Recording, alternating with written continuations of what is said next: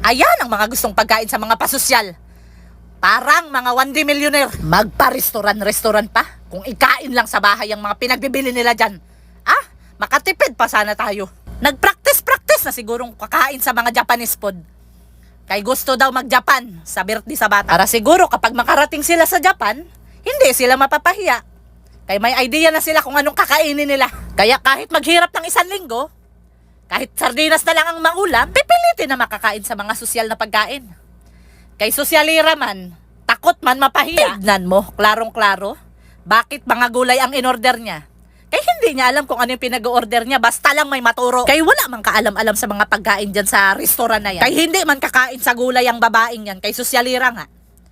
Pero hindi nga niya alam ang mga pagkain dyan sa Japanese na yan, kaya naka-order sa gulay. Wala siyang magawa ngayon kundi kainin ang gulay. Kay anong gagawin dyan?